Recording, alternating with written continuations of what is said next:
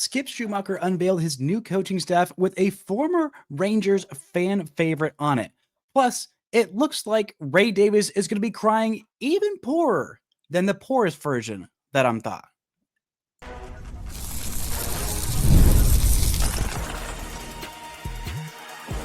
You are Locked On Rangers, your daily Texas Rangers podcast, part of the Locked On Podcast Network, your team every day. You are locked onto the Texas Rangers, the first and best daily Rangers podcast. I'm PrizePicks, a cripplingly addicted Texas Rangers fan, covering this team for 12 seasons, including all 7 as the founder and host of this podcast. Thank you so much for making Locked On Rangers your first listen every single day, part of the Locked On Podcast Network, now the #1 sports podcast network. You can follow me on Twitter at PrizePicks. You can follow the show at Locked On Rangers. Hit subscribe on your favorite podcasting platform and on YouTube, where the best way you can help grow the show is to comment nearly any single thing below. Now, on today's show, we're talking about the Rangers filling out this coaching staff, the return of a former Ranger fan favorite, and some projections for this payroll that look downright ghastly. And we're going to talk about that and more on this episode. Before we get into all that, today's episode is brought to you by FanDuel. Right now, new customers can bet just $5, and if your bet wins, you'll get $300 in bonus bets to use across the app. Download the FanDuel app today.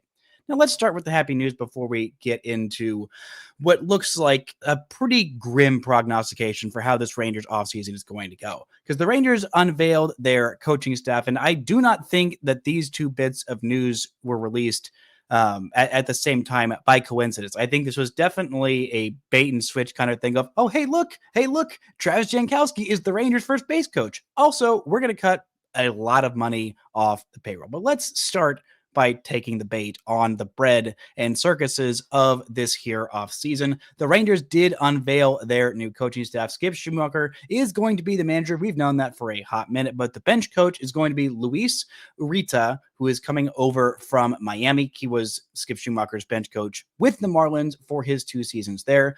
At pitching coach, the Rangers are losing Mike Maddox because they refused to pay him a livable salary. Allegedly, it seems like he was getting a pay bump with the Angels. The Rangers were not willing to spend at the top end what the best pitching coach in the sport should be making. So they make a promotion from bullpen coach all the way to pitching coach. That's right. Jordan Teagues is the Rangers' new pitching coach. This is as good a development as you can get after losing the best pitching coach in the history of the franchise. But Jordan Teagues is a capable pitching coach. I think he will do a good job. He has the respect of a lot of the veterans on this team, including I guess half the bullpen is out the door in free agency, but the rest of the bullpen that's still there, and veteran starters like Jacob deGrom and Nathan Eovaldi really revere what Jordan Teagues has been able to do as the Rangers bench coach. So congratulations to Jordan Teagues on that promotion. I'm sure he will do a fine job. He's got a lot of good pitchers on the staff for now,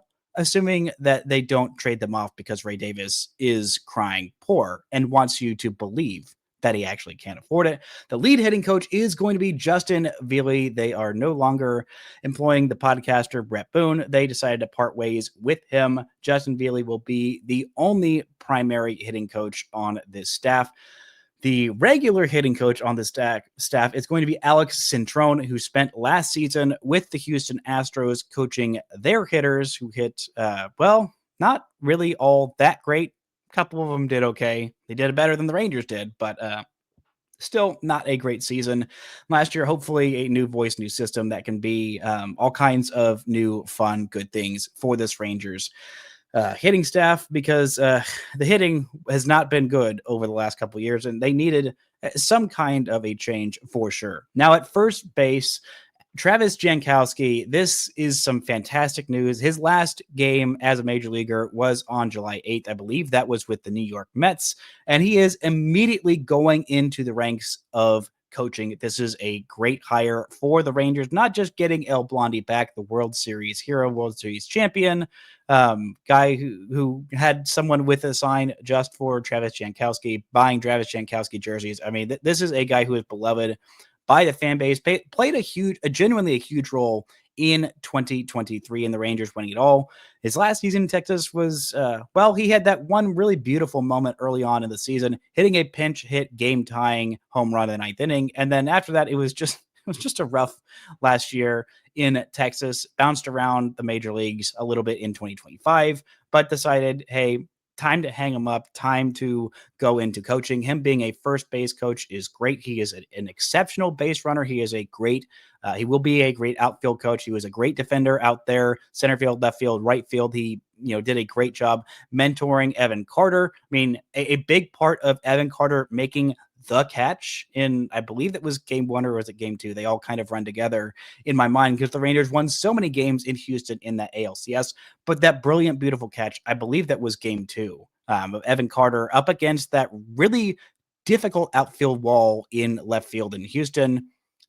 Robbie Grossman and Travis Jankowski spent a lot of time working with him on how to make reads in what is such a difficult left field to play, and it resulted in one of the best catches in franchise history and a truly beautiful, beautiful moment for the Rangers. At third base, Corey Ragsdale has moved over from being the Rangers' first base coach. He's just sliding over to the other side of the diamond. Rod Barajas was signed as the quality control coach. Catching coach is now Brett Hayes. Dave Bush stays in his same role as the assistant pitching coach. Colby Suggs was hired as the bullpen coach, and they are still looking for an assistant hitting coach because Seth Connors is no longer with the organization in that role, or I believe any role at this point. So that's how it goes. There's not a whole lot new there. Basically, the big promotions are Jordan Teagues signing on to be the pitching coach as opposed to the bullpen coach, Travis Jankowski at first base.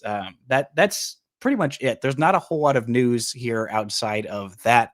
But a lot of this was going to be covered in fan sentiment. Losing Tony Beasley stinks. Losing Bruce Bochy to the San Francisco Giants in a special assistant to the GM role, the GM being his he doesn't play favorites, but I'm pretty sure Buster Posey is his all-time favorite player with the San Francisco Giants. Now, Buster Posey, president of baseball operations, just a fun little nickname for Buster over there in San Francisco. Rangers offered him the exact same role in Texas, but he felt more comfortable going back to San Francisco, to the Bay Area, to a team that maybe he felt more confident in the direction of that franchise and what they were going to do, because some of the numbers that are being put out about what the Rangers budget might look like and some of the scenarios that are being thrown out there are downright frightening ahead of these GM meetings. Chris Young addressing the media, and what he said has me cause for a lot more alarm than I even was last week. Talk about that and more right after this. This show is brought to you by FanDuel. The NBA is back, and there's no better place to get in on the action than FanDuel, the official sports betting partner of the NBA. Even if you missed the start of the game or you want to ride the hot hand, FanDuel has live bets on everything from who will score next to fourth quarter comebacks. Plus, you could even combine your live bets into a same game parlay for a shot at a bigger payout. Let's look at some of the things that FanDuel has odds on for this year. Let's see. Do they still have? No, they do not have any of the awards because all the awards have been given out. Let's look at the NBA championship. Who is most likely to win the NBA finals? According to FanDuel, Thunder favored at plus 190, Denver Nuggets and Cleveland Cavaliers the second best odds at plus 700. So right now, FanDuel is giving new customers $300 in bonus bets when your first $5 bet wins. So head to FanDuel.com and sign up and play your game with FanDuel, the official sports betting partner of the NBA.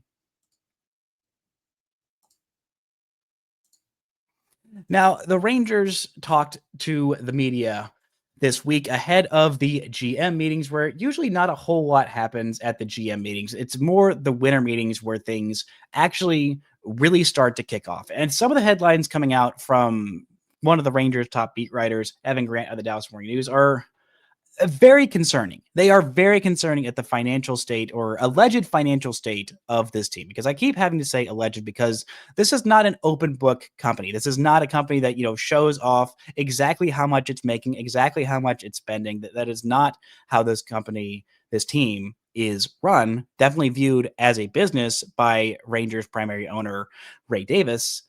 But it is just so frustrating that time and time again, this team is crying poor. I mean, some of the things that really caused me the most concern were a couple of weeks ago when Evan Grant, who is very tapped in and a little bit becoming a mouthpiece for Rangers ownership of just spouting out whatever they say, pretty much feels like unchallenged these days. But a couple weeks ago, when he was projecting what the Rangers roster will look like at the start of 2026, saying, "Oh yeah, the Rangers are going to trade away Jacob deGrom for Spencer Strider," which doesn't make sense. A lot of the trades he was projecting did not make sense really at all. And teams asking for Sebastian Walcott for players that are not Sebastian Walcott caliber of players, guys who were rookies, saying, "Oh yeah, you'll trade a top 100 prospect in all of baseball for a guy who's a rookie who spent all of 5 minutes in the majors and was just kind of fine." No, Dalton Rushing is not going to cost Sebastian Walcott in a trade, and the Rangers aren't going to trade Sebastian Walcott in general. They're also not trading for Dalton Rushing.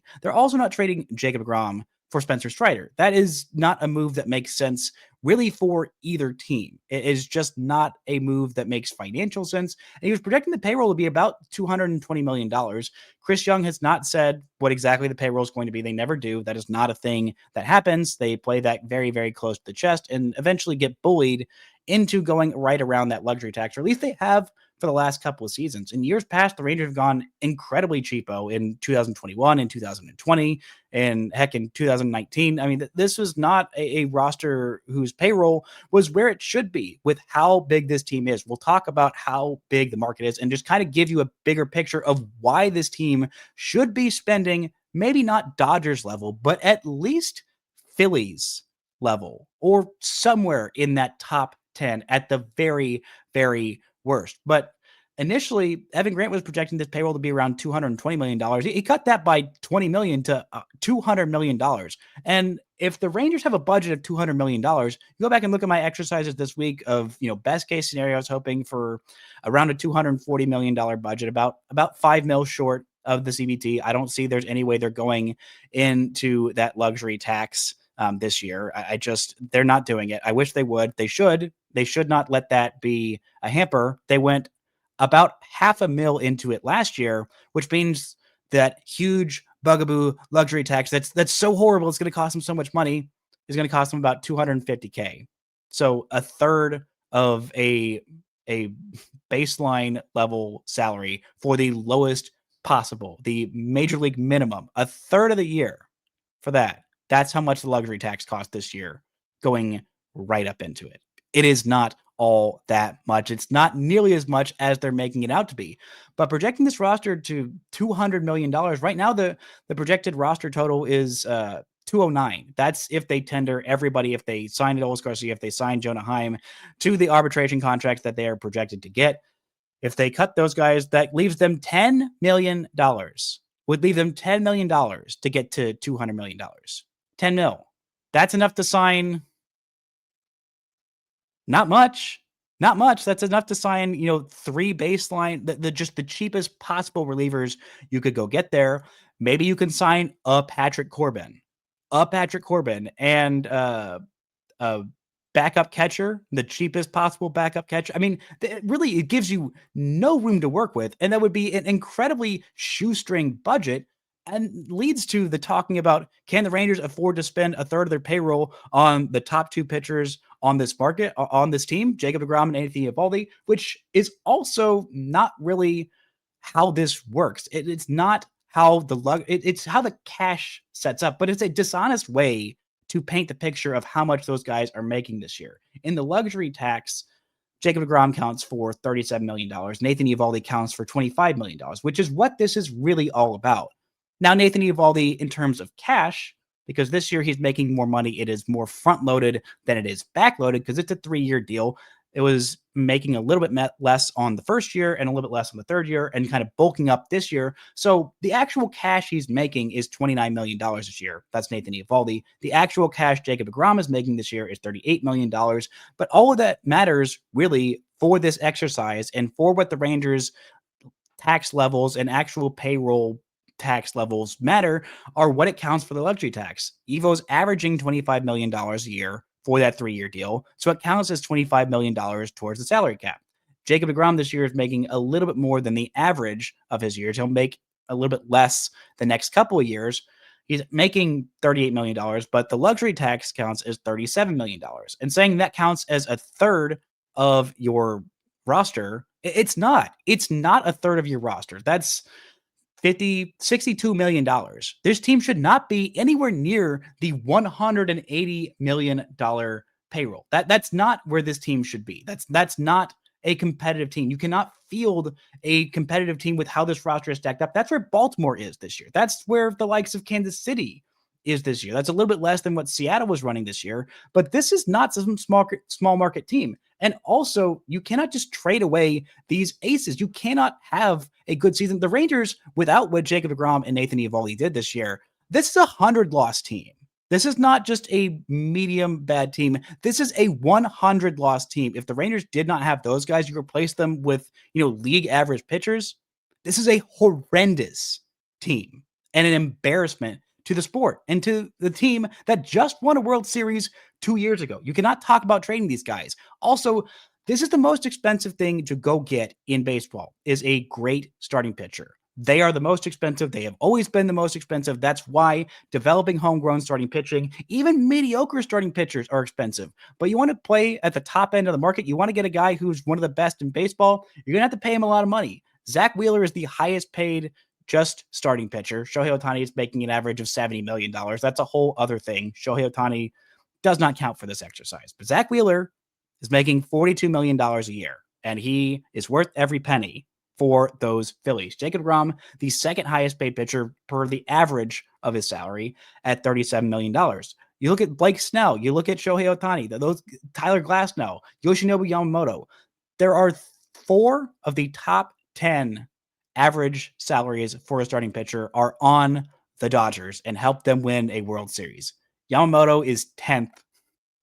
Tyler Glasnow is 8th. Blake Snell is 4th. Shohei Ohtani, number 1. You cannot get to these spots. You cannot get to the postseason. You can get to the postseason without a true ace, but you cannot do damage. You cannot win in the postseason without an ace. And so unless you just stumble into a Garrett Cole homegrown, you don't get that. You don't get that opportunity to go and win World Series. The Rangers could not have won the World Series in 2023 without Nathan Eovaldi. They could not have gotten anywhere close. You don't just stumble into a Paul Skeens. That doesn't just fall into your lap every day. That's why Paul Skeens is so special, is because he is making league minimum, and theoretically that affords you the roster flexibility, the payroll flexibility to go out and spend on guys that are any good.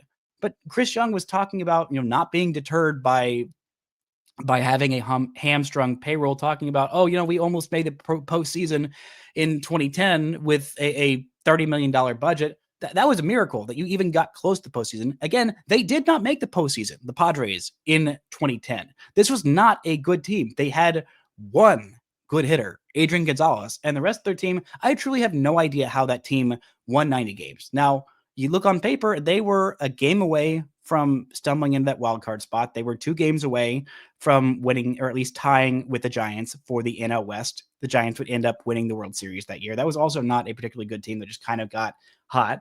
But, you look at where they were that year. They didn't have a particularly dominant rotation. Matt Latos was pretty good that year. Clayton Richard was fine for them that year. They had an incredible bullpen. They won a lot of really, really close games. They did. And Chris Young pitched in 4 games for them.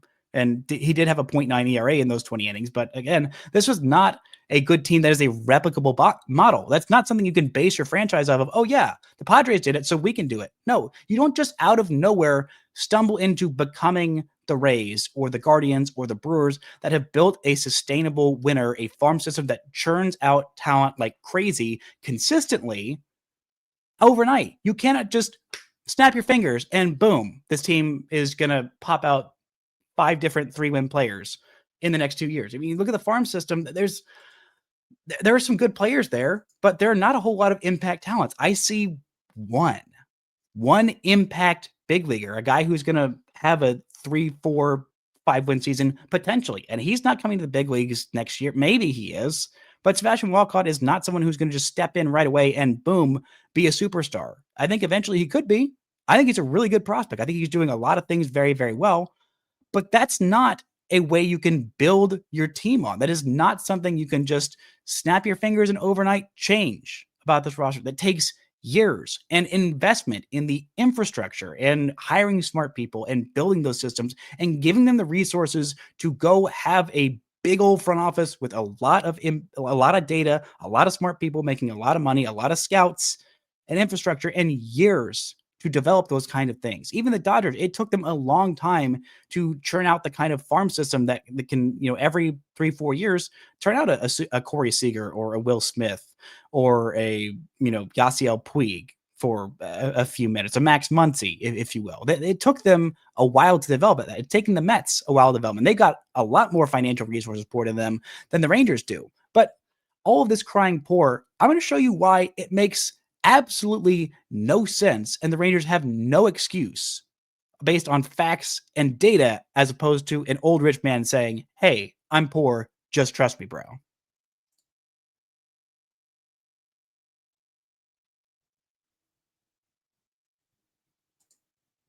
Now, I'm getting really sick of Ray Davis crying poor, crying, "Oh, we're some small team. We're some little family podunk business that's not making any money. We couldn't possibly spend money on our team, on our baseball team, of paying these good players who have been good at baseball, who have earned a lot of money for this franchise." And just saying, "Just trust me. We're so small." This is not a small team. This is not a small market. The DFW itself is not a small market. It is a very big market. This is the team that was eighth in the American League in attendance this year. $2.4 million. The population of DFW is 8.5 million people. The LA metro area is 12.7 million. That's not that big of a difference from one of the biggest markets in the United States. The Rangers were 12th in median ticket price at $93 a pop.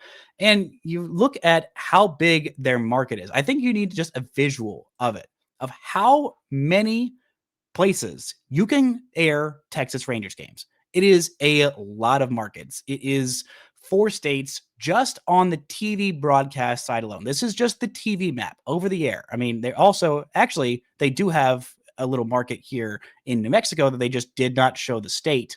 But it's there. You can broadcast games in New Mexico. You can broadcast them all over Texas, or maybe that is El Paso, and it just looks like New Mexico. But you look at this, it's all over Arkansas, it's all of Oklahoma, it's all of Louisiana, it's all of the major cities in Texas: Amarillo, Lubbock, Midland, Dallas, San Antonio, Austin. I mean, everywhere you can get Rangers games. And that's not even including that's over broadcast. That's over TV, Spectrum, DirecTV. They're like 3 different places that actually carry the Rangers Sports Network. So your argument may be, okay, well, not everybody has Spectrum. Not everybody wants to do cable broadcast. But this is the direct to consumer streaming map of where you can get Victory Plus. That's 5 states. 5 states. That is, well, parts of New Mexico. 4.25 states. Let's be generous. Call it 4.25. Even though a lot of New Mexico's population is right there close to Texas, but let's call it 4.25 and be generous. Let's just look at the populations of those states. Just see how many people total. Not all these people are going to watch Rangers games. Not all these people are going to pay for Victory Plus, but how many people possible can go and get these Rangers games? Texas, this is July 2024 estimates according to Wikipedia for these populations. Texas, 31 million. Louisiana, 4.5 million. Oklahoma, 4 million. Arkansas, 3 million. That's 43 million people who have access to watching Rangers games. That is more than 10% of the country. That is not a small market. This is not a small chunk of people. And not to mention betting. How much actually these leagues make on betting is very difficult to find. It is complex. But I found an article from 2018, according to Legal Sports Report, projecting out. This was back in 2018. That was 7 years ago. A lot has changed in the sports betting landscape. There are a lot more possibilities there. There are sites that are not necessarily sports gambling, but a little bit sports gambling adjacent at least. And it projected Major League Baseball to make $1.1 billion from sports gambling in additional revenue, in addition to what they were already doing. That includes media rights prices going up, sponsorship going up, that includes merchandise sales going up, that includes ticket prices going up, TV advertising, sponsorship on those deals, data and third-party gambling sources, all of that going up, projects to about $1 billion. And that was probably on the low end. And that was from 7 years ago. And that's not even taking into account the crazy inflation that has happened in the last 7 years since COVID. These teams are making so much money. So much money. This team should always be in the top 10 of payroll. They should be. This is not some tiny little podunk team. This is not some little mom and pop shop. This is the Texas Rangers, the team that won the World Series 2 years ago. They won it by signing these big free agents, by exploiting the biggest market inefficiency, the biggest moneyball thing in baseball right now is just signing good free agents to equitable contracts. It is the way that the Dodgers went back to back. What did the Dodgers do when they won the whole dang thing in 2024? They went and they said, okay, we need a lot more help. And they spent a crap ton of money. They went and they signed the best 2 relievers on the market. Now, those guys didn't work out, but they gave them margin for error to go get them. They went and they signed Blake Snell to a massive contract. They brought Teoscar Hernandez back to a massive, massive contract. They signed Will Smith to a big old extension because they wanted to keep him around for a long, long time. They were aggressive, and that's why they were able to go back to back. They weren't this unstoppable juggernaut this year. It took them 7 games against the Blue Jays, a team that I did not think was going to make the postseason this year. But they were able to do that. They were able to go get these best guys on the market because everybody else is crying poor. The Rangers were able to go get Corey Seager and Marcus Semien. They were able to go get Nathan Eovaldi, and they were able to go get Jacob deGrom because other teams were like, I don't know if I want to spend money. And if you just spend money commensurate with what you should, with the market size, with the fan base, with the success you have just had not that long ago, to build on that success and be sustainable. I mean, look at how the Astros keep on spending. The Astros aren't there. Jim Crane, for all of his flaws as an owner, and I think he has a whole lot, and maybe I'll take an episode later on this offseason of looking at where would the Rangers be better if Jim Crane had won that bid to buy the Rangers as opposed to the guy who we're stuck with now. I mean, maybe they would be, but for all of his faults and his putting his thumb on the scale of baseball decisions, something that I got to give Ray Davis credit for. At least Ray Davis is not going in there and saying, hey, you need to sign this one guy. He is just controlling the budget and letting the baseball people make baseball decisions, which is where he is different from Jerry Jones, and he is not the one who is wanting the spotlight. That is a good quality for an owner to have, is to just write the checks and stay out of the business of baseball because they do not know the sport like the people who they are employing to know the sport. But this would just be so incredibly embarrassing to just drop this payroll. That'd be 25%. I mean, the way that Evan Grant was talking about in the article of, can they afford to spend, a third of their salary, go somewhere up into the 200s? They should always be above $200 million in the payroll. That's where this team should be hanging out. The teams who are below $200 million, that's in the bottom half payroll. You cannot just build a contender. This is the way they build a contender. You got to stay with that plan. That plan worked. There were parts of it that did not work over the last couple of years, but the plan worked to just spend on some of these guys, these superstars they did not have in-house. And it's not like there's a bunch of talent matriculating up to fix the things they were bad at. They were bad at doing offense, and they were bad at having a closer. Those problems require a little bit of cash. Now, they spent the cash in the wrong way on a Jock Peterson that just did not work out. Maybe it'll work out this year, and it'll end up making up for how bad last year was. But the teams that are below $200 million, that's 15th in payroll ranking in Major League Baseball and below. Seattle Mariners were at $190 million.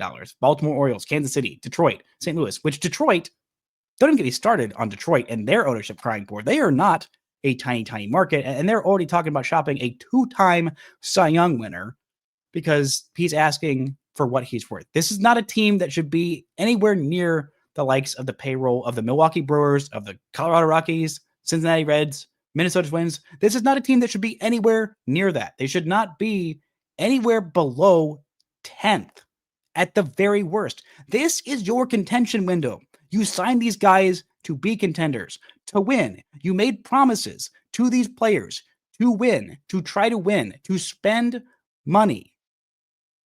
The guys like Jacob deGrom, like Corey Seager, like Marcus Semien, who signed on here, like Nathan Eovaldi, who signed here twice because he believed in this franchise and what they would put into the team financially. Ray Davis, we see through your lies. We see through your insane cries of "we're so broke." Please just believe me. Please just let me cut the payroll 25%. I'm not asking to go into the Cohen zone. I'm not asking for this team to spend $300, $400, $500 million on payroll. That's not what I'm asking. That's not a reasonable ask. What I'm asking is don't gut this team because you don't like what's happened over the last couple of seasons. Because if you start doing that, if you start trading away franchise icons like Nathan Eovaldi, like Corey Seager, like Jacob deGrom, you're not going to like what the fans have to say about it because the fans have some sway. Look at what's happening with the Mavericks. Look at what's happening with that franchise and how well that went when that ownership group said, yeah, we don't want to pay superstars what they're worth. Let's go ahead and just trade away Luka Doncic. If you start doing that to the likes of Nathan Eovaldi, who did win a championship here, and Corey Seager, who did win a World Series MVP here, you are not going to like the results, Ray Davis. That's going to do it for today's show. Thank you all so much for listening and subscribing. And until next time, don't forget to enjoy baseball.